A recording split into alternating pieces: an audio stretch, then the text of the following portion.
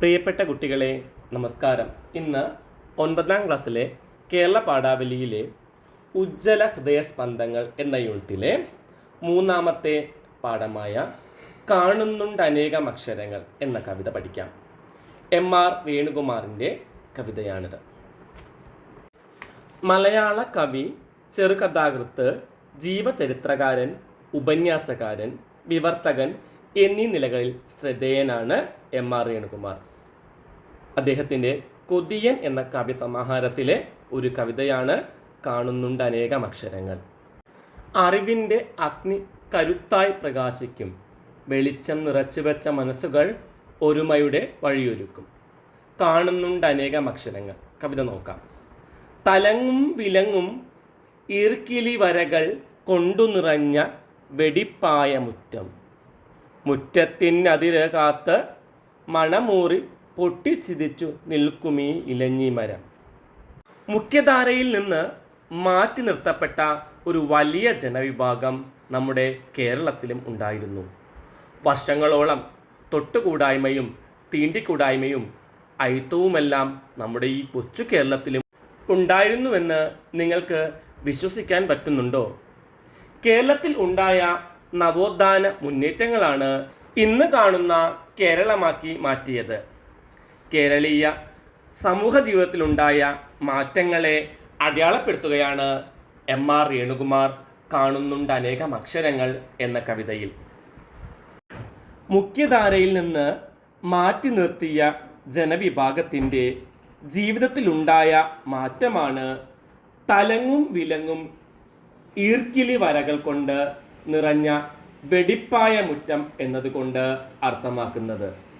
അടിസ്ഥാന ജനവിഭാഗത്തിൻ്റെ ജീവിതാവസ്ഥകളിലുണ്ടായ മാറ്റം ഒരു വീടിൻ്റെ പശ്ചാത്തലത്തിൽ ആവിഷ്കരിക്കുകയാണ് ഇവിടെ.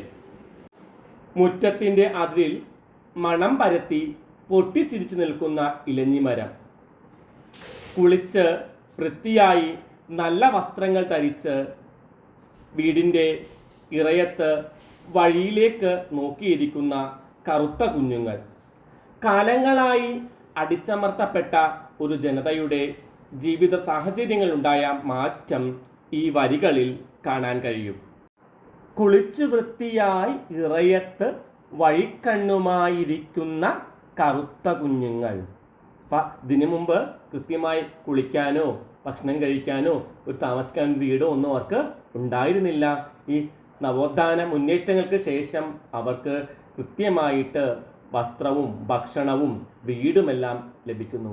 അതോടെ അവർ കുളിച്ച് വൃത്തിയായി എന്ന് കവി പറയും. കുളിച്ച് വൃത്തിയായി ഇറയത്ത് വഴിക്കണ്ണുമായിരിക്കുന്ന, പണ്ട് ഇറയം പോലും ഇല്ല, വീട് പോലും ഇല്ലാത്തവരായിരുന്നു. ഇപ്പോൾ വീടിൻ്റെ വരാന്തയിൽ അവർ തൻ്റെ അച്ഛനും അമ്മയും കാത്തിരിക്കുന്ന കറുത്ത കുഞ്ഞുങ്ങൾ.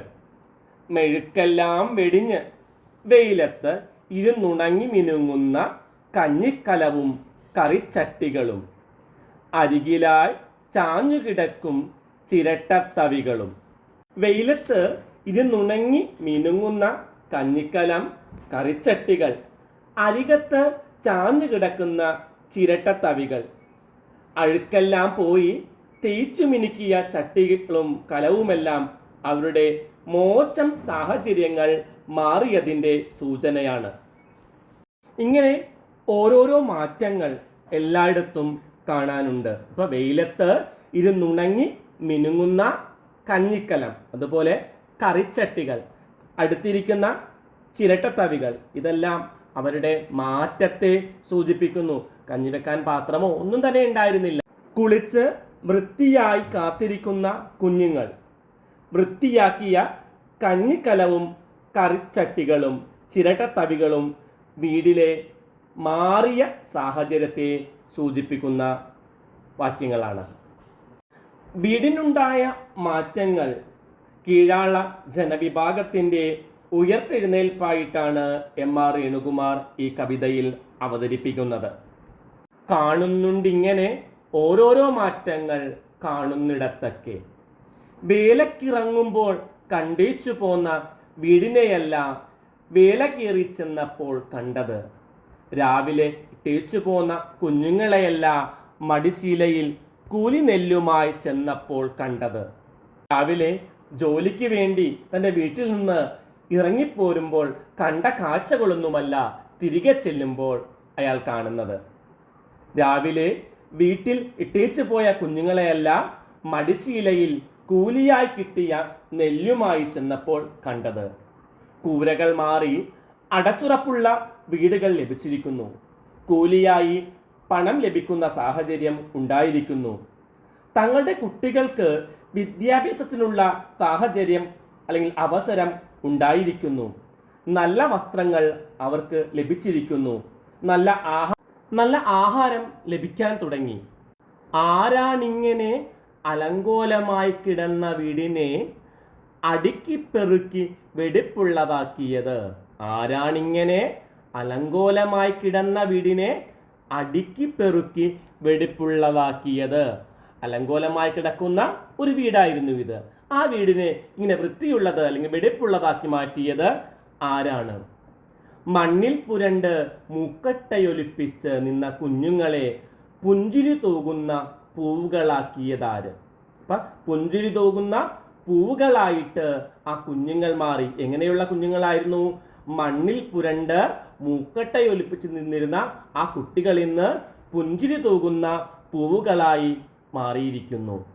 കാണുന്നുണ്ട് അവരുടെ കണ്ണുകളിൽ അനേകം അക്ഷരങ്ങൾ. ചെളിയിലും മണ്ണിലും പുരണ്ട് മൂക്കട്ടയൊലിപ്പിച്ചു നിന്നിരുന്ന ആ കുട്ടികളെ പുഞ്ചിരി തൂകുന്ന പൂവുകളാക്കി മാറ്റിയത് ആരാണ്? ദാരിദ്ര്യവും പട്ടിണിയും അസുഖവും നിറഞ്ഞ ചുറ്റുപാടുകളെല്ലാം മാറി അടിസ്ഥാന ജനവിഭാഗങ്ങൾക്ക് മാറ്റം കൊണ്ടുവന്നത് നവോത്ഥാന നായകരാണ്. ഒരു കാലഘട്ടത്തിൽ വിദ്യാഭ്യാസത്തിൽ നിന്നും അറിവ് നേടുന്നതിൽ നിന്നും മാറ്റി നിർത്തപ്പെട്ട ഒരു ജനസമൂഹത്തിന് അക്ഷരങ്ങളിലൂടെ വെളിച്ചം കിട്ടിയിരിക്കുന്നു. അറിവിൻ്റെ പ്രകാശം അവരുടെ ജീവിതത്തിൽ വെടിപ്പും അടുക്കും ചിട്ടയുള്ളതുമാക്കി മാറ്റിയിരിക്കുന്നു. ശ്രീനാരായണ ഗുരുവിനെ പോലെയുള്ള സാമൂഹിക പരിഷ്കർത്താക്കളാണ് ഇതിനു വേണ്ടി പരിശ്രമിച്ചത്. അക്ഷരങ്ങളിലൂടെ ലഭിച്ച വെളിച്ചമാണ് ആ കുട്ടികളുടെ കണ്ണുകളിൽ കാണാൻ കഴിയുന്നത്. പ്രവർത്തനങ്ങൾ നോക്കാം. കാണുന്നുണ്ടിങ്ങനെ ഓരോരോ മാറ്റങ്ങൾ കാണുന്നിടത്തൊക്കെ. സാമൂഹിക ജീവിതത്തിലുണ്ടായ എന്തെല്ലാം മാറ്റങ്ങളാണ് കവിതാഭാഗത്ത് സൂചിപ്പിക്കുന്നത്? വിശകലനം ചെയ്യുക. ഒരു വീടിൻ്റെ പശ്ചാത്തലത്തിൽ അടിസ്ഥാന ജനവിഭാഗത്തിൻ്റെ ജീവിത സാഹചര്യങ്ങളിലുണ്ടായ മാറ്റത്തെയാണ് എം.ആർ. രേണുകുമാർ ഈ വരികളിൽ ആവിഷ്കരിക്കുന്നത്. ഒരു വീടിൻ്റെ പശ്ചാത്തലത്തിൽ അടിസ്ഥാന ജനവിഭാഗത്തിൻ്റെ ജീവിത സാഹചര്യങ്ങളിലുണ്ടായ മാറ്റം ഇവിടെ സൂചിപ്പിക്കുന്നു. വെടിപ്പായ മുറ്റം, മണം പരത്തി നിൽക്കുന്ന ഇലഞ്ഞിമരം, ഇവ മാറ്റത്തിൻ്റെ പ്രതീകങ്ങളാണ്. വെടിപ്പായ മുറ്റം, മണം പരത്തി നിൽക്കുന്ന ഇലഞ്ഞിമരം, ഇവ മാറ്റത്തിൻ്റെ പ്രതീകങ്ങളാണ്.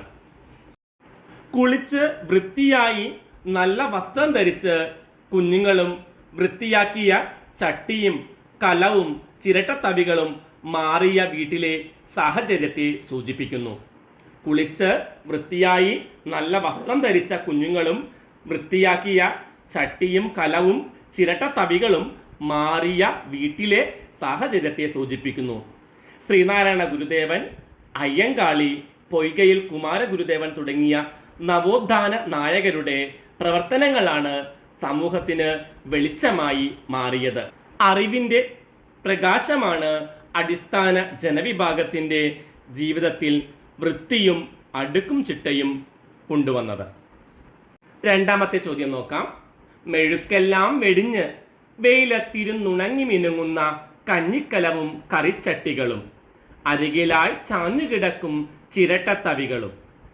ഇത്തരത്തിലുള്ള വാഗ്മയ ചിത്രങ്ങൾ കവിതയിൽ ഇനിയുമുണ്ടല്ലോ. അവ കണ്ടെത്തി വരകളിലും വർണ്ണങ്ങളിലും ആവിഷ്കരിക്കുക. ചിത്രങ്ങൾ കൂട്ടുകാർ തന്നെ വരക്കണം കേട്ടോ. വാഗ്മയ ചിത്രങ്ങൾ പറഞ്ഞു തരും. മുറ്റത്തിനതിര് കാത്ത് മണമൂറി പൊട്ടിച്ചിരിച്ച് നിൽക്കുമീ ഇലഞ്ഞിമരം. മുറ്റത്തിനതിര് കാത്ത് മണമൂറി പൊട്ടിച്ചിരിച്ച് നിൽക്കുമീ ഇലഞ്ഞിമരം.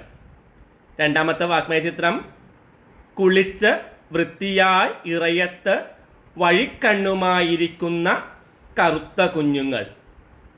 കുളിച്ച് വൃത്തിയായി ഇറയത്ത് വഴിക്കണ്ണുമായിരിക്കുന്ന കറുത്ത കുഞ്ഞുങ്ങൾ. മൂന്നാമത്തെ ചോദ്യം, കാണുന്നില്ലൊരക്ഷരവും എൻ്റെ വംശത്തെപ്പറ്റി, കാണുന്നുണ്ട് അനേക വംശത്തിൻ ചരിത്രങ്ങൾ. എൻ്റെ വംശത്തെപ്പറ്റി പൊയ്കയിൽ അപ്പച്ചൻ. ഈ കവിതാഭാഗത്തെ ആശയം കാണുന്നുണ്ട് അനേകം അക്ഷരങ്ങൾ എന്ന കവിതയുടെ പ്രമേയത്തെ സ്വാധീനിക്കുന്നത് എങ്ങനെ? നിങ്ങളുടെ നിരീക്ഷണങ്ങൾ അവതരിപ്പിക്കുക. കീഴാള ജനതയുടെ വിമോചന അഭിലാഷങ്ങളുടെ വ്യത്യസ്തമായ ഈടുകളാണ് കുമാരഗുരുദേവൻ്റെ കവിത.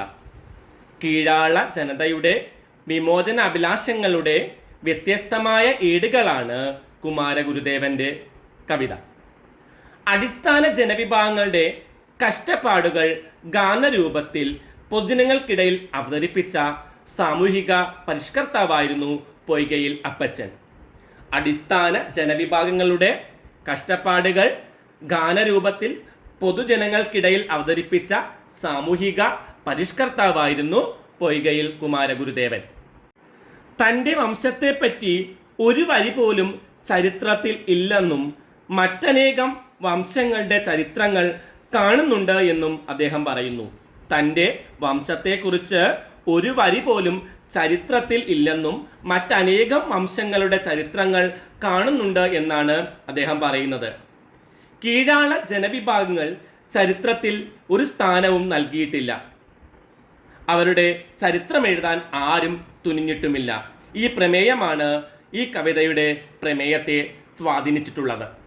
ചരിത്രത്തിൽ ഇടം കിട്ടാത്തവർക്ക് ഇടം കൊടുക്കുകയാണ് കവി ഇവിടെ. പൊയ്കയിൽ അപ്പച്ചനും അതിനു വേണ്ടിയാണ് പരിശ്രമിച്ചത്. പൊയ്കയിൽ അപ്പച്ചൻ ആശങ്കപ്പെടുന്ന ഒരു ജനവിഭാഗത്തിൻ്റെ പ്രസാദാത്മകമായ ജീവിതമാണ് എം.ആർ. രേണുകുമാർ ഈ കവിതയിൽ ആവിഷ്കരിക്കുന്നത്. നാലാമത്തെ ചോദ്യം നോക്കാം. ആരാണിങ്ങനെ അലങ്കോലമായി കിടന്ന വീടിനെ അടുക്കിപ്പെറുക്കി വെടിപ്പുള്ളതാക്കിയത്? ആരാണിങ്ങനെ മണ്ണിൽ പുരണ്ട് മുക്കട്ടയൊലിപ്പിച്ച് നിന്ന കുഞ്ഞുങ്ങളെ പുഞ്ചിരി തൂകുന്ന പൂവുകളാക്കിയത്? അടുക്കിപ്പെറുക്കി വെടിപ്പാക്കൽ, കുഞ്ഞുങ്ങളെ പുഞ്ചിരി തൂകുന്ന പൂവുകളാക്കൽ തുടങ്ങിയ പ്രയോഗങ്ങൾ കേരളത്തിൻ്റെ നവോത്ഥാന മുന്നേറ്റങ്ങളെ സൂചിപ്പിക്കുന്നുണ്ടോ? വിശദമാക്കുക. കീഴാള ജനവിഭാഗങ്ങളുടെ സാമൂഹ്യ ജീവിതത്തിലുണ്ടായ വിപ്ലവകരമായ മാറ്റമാണ് ഈ കവിതയിൽ അവതരിപ്പിക്കുന്നത്. അടിമകളായി നൂറ്റാണ്ടുകളോളം കഴിയേണ്ടി വന്ന, കൂലി പോലും ഇല്ലാതെ പണിയെടുക്കേണ്ടി വന്ന ഒരു ജനവിഭാഗമാണ് ഇവർ. അയിത്തവും തൊട്ടുകൂടായ്മയും അവരെ മുഖ്യധാരയിൽ നിന്ന് അകറ്റി നിർത്തി. വളരെ ശോചനീയമായ ജീവിത സാഹചര്യങ്ങൾ, ചോർന്നൊലിക്കുന്ന കുടിലുകൾ, രാത്രിയിൽ മാത്രം പുകയുന്ന അടുപ്പുകൾ, പലപ്പോഴും പട്ടിണി മാത്രമായിരുന്നു. വിദ്യാഭ്യാസത്തിന് അവസരം നിഷേധിച്ചു. ഇതിൽ നിന്നെല്ലാം ഒരു മാറ്റം വരുന്നത് അക്ഷരങ്ങളുടെ വെളിച്ചം ലഭിച്ചതിലൂടെയാണ്. പുഞ്ചിരി തൂകുന്ന പൂവുകൾ അവരുടെ സന്തോഷത്തെയാണ് കുറിക്കുന്നത്. അടുക്കി പെറുക്കി വെടിപ്പാക്കൽ അവരുടെ ജീവിത സാഹചര്യത്തിലുണ്ടായ മാറ്റങ്ങളെ സൂചിപ്പിക്കുന്നു. കേരളത്തിലെ നവോത്ഥാന മുന്നേറ്റങ്ങളെയാണ് ഈ വരികളിൽ എം.ആർ. രേണുകുമാർ അവതരിപ്പിക്കുന്നത്. കേരളത്തിൻ്റെ നവോത്ഥാന ചരിത്രത്തിലേക്ക് വാതിൽ തുറക്കുകയാണ് ഇവിടെ ചെയ്യുന്നത്. ആരാണിങ്ങനെ എന്ന ചോദ്യത്തിന് ഉത്തരമായി വരുന്നത് നവോത്ഥാന മുന്നേറ്റങ്ങളാണ്. അഞ്ചാമത്തെ ചോദ്യം നോക്കാം. ഈ ചിത്രത്തിൽ ആവിഷ്കരിച്ചിരിക്കുന്ന ചരിത്ര സംഭവം ഏതാണ്? പ്രസ്തുത സംഭവം കേരളീയ നവോത്ഥാന പ്രവർത്തനങ്ങൾക്ക് കരുത്തു പകർന്നതെങ്ങനെ? വിശകലനം ചെയ്യുക. കേരളത്തിൽ നടന്ന സാമൂഹിക പരിഷ്കരണ പ്രവർത്തനങ്ങളെപ്പറ്റി കൂടുതൽ വിവരങ്ങൾ ശേഖരിച്ച് കേരളീയ നവോത്ഥാനവും സാമൂഹിക നീതിയും എന്ന വിഷയത്തിൽ സെമിനാർ സംഘടിപ്പിക്കുകയും വേണം. കീഴാള ജനവിഭാഗങ്ങളുടെ ഉന്നമനത്തിനു വേണ്ടി പ്രവർത്തിച്ച സാമൂഹിക പരിഷ്കർത്താവാണ് മഹാത്മാ അയ്യങ്കാളി. അടിസ്ഥാന ജനവിഭാഗങ്ങളുടെ കുട്ടികൾക്ക് സ്കൂളിൽ പ്രവേശനം അനുവദിച്ചിരുന്നില്ല. അവർക്കായി ഒരു പള്ളിക്കൂടം അയ്യങ്കാളി സ്ഥാപിക്കുകയുണ്ടായി. എന്നാൽ അത് സവർണർ തീകൊളുത്തി. തുടർന്ന് പള്ളിക്കൂടത്തിൻ്റെ പ്രവേശനം അനുവദിച്ചുകൊണ്ട് വിദ്യാഭ്യാസ ഡയറക്ടർ ഉത്തരവിറക്കി. ഈ ഉത്തരവുമായി 8 വയസ്സുള്ള പഞ്ചമി എന്ന കുട്ടിയെയും കൊണ്ട് ഉരുട്ടമ്പലം പെൺപള്ളിക്കൂടത്തിലെത്തുന്ന ചരിത്ര സംഭവമാണ് ഈ ചിത്രത്തിലുള്ളത്. ആ സ്കൂളിന് വീണ്ടും തീവച്ചാണ് അയിത്തക്കോമരങ്ങൾ അയ്യങ്കാളിയോട് എതിരിട്ടത്. ഞങ്ങളുടെ കുഞ്ഞുങ്ങളെ പഠിപ്പിച്ചില്ലെങ്കിൽ പാടങ്ങളിലെല്ലാം മുട്ടിപ്പുല്ലു കിളിർക്കും എന്ന മുദ്രാവാക്യം മുഴക്കിക്കൊണ്ട് അയ്യങ്കാളിയുടെ നേതൃത്വത്തിൽ കേരളത്തിലെ ആദ്യത്തെ കർഷക സമരം നടന്നു. 1 വർഷത്തോളം നീണ്ടുനിന്ന ഈ സമരത്തിനൊടുവിൽ അധസ്ഥിത വിഭാഗക്കാർക്കും സ്കൂൾ പ്രവേശനം അനുവദിച്ചുകൊണ്ട് സർക്കാർ ഉത്തരവിറക്കുകയുണ്ടായി. എല്ലാ ജനവിഭാഗങ്ങൾക്കും സ്കൂൾ പ്രവേശനം അനുവദിച്ചതോടെയാണ് കേരളത്തെ ഇന്ന് കാണുന്ന കേരളമായി മാറിയത്. കേരളീയ നവോത്ഥാന പ്രവർത്തനങ്ങൾക്ക് വെളിച്ചം നൽകിയ ഒരു ചരിത്ര സംഭവം തന്നെയാണ് അയ്യങ്കാളിയുടെ നേതൃത്വത്തിൽ നടന്ന ഈ സമരം. ഇന്നത്തെ ക്ലാസ് നമുക്ക് ഇവിടെ അവസാനിപ്പിക്കാം. മറ്റൊരു ക്ലാസ്സുമായി ഉടൻ തന്നെ കാണും വരെ എല്ലാവർക്കും താങ്ക് യു.